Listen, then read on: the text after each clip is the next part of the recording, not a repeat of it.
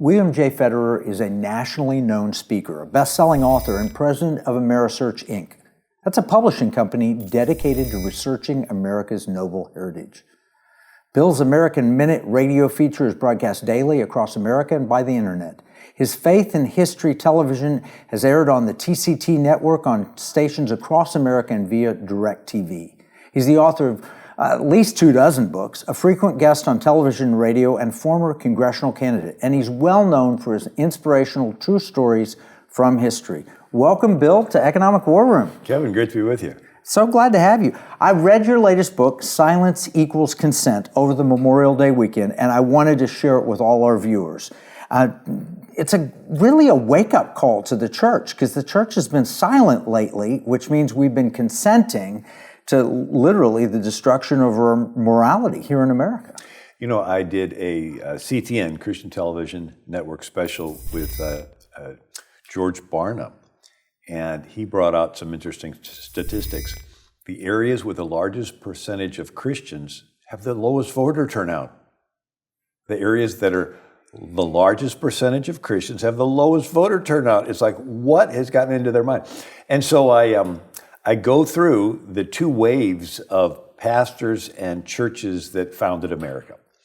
And the first wave, you have Calvinist Puritans, and they have a covenant form of government. And it's worth backing up and giving a little bit. I spent a couple of years researching every single century of recorded human history to try to find out what the most common form of government is. And it's kings, basically gangs. The default setting for human government is gangs. And a gang leader with enough weapons we call a king. And as the centuries go on, the kingdoms get bigger because with the latest military advancements, kings can kill more people. So instead of king killing Abel with a rock, they can kill with a bronze weapon, iron weapon, phalanx spear, scimitar sword, gunpowder, directed energy weapon. Right, the weapon improves, but it's that same fallen nature, it can't kill an Abel. And with technological advancements, kings can track more people. Augustus Caesar, 2 BC, wanted a worldwide tracking system, a census. If he could have had 5G and cell phones and facial recognition software, I bet he'd been tempted to use that. Oh, likely. And so anyone that can plot on a graph sees that at some point it's going to max out on a global level. And Jesus says wheat and tares grow together till the harvest, right? But the dynamics of a gang leader king, the first reference to that is Nimrod, Tower of Babel. Right? So according to the Bible, you got Noah's Ark, Mount Ararat, and then the Tigris-Euphrates River Valley, Mesopotamia, the Fertile Crescent, and that's where Nimrod built the tower. And Josephus, the Jewish commentator, said Nimrod wanted to build the tower so high that if God destroyed the world again with a flood, he could survive on top. Oh, wow. And then he made everyone in town bake bricks and bring them, or he would kill them. So defiant against God, oppressive over man. That was, in a sense, the first attempt at a one-world government.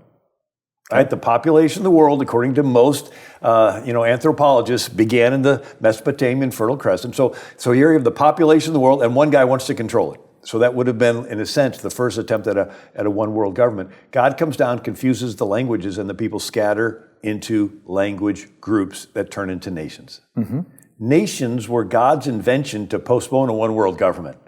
But every generation, you have a king wanting to conquer other nations, and if left unchecked, they'd have been happy to be the Antichrist, right? Yeah. You know, Attila the Hun, Genghis Khan, Napoleon, right? And but at the time of the country's founding, the King of England had the biggest empire that the planet had ever seen. He was a globalist. He was a one-world government guy. He was the Klaus Schwab, George Soros of the day. India, Australia, New Zealand, Hong Kong, British Guyana, Canada. The sun never set in the British Empire. And America's founders decided they didn't like this globalist king telling us what to do. So they broke away and flipped it and made the people the king.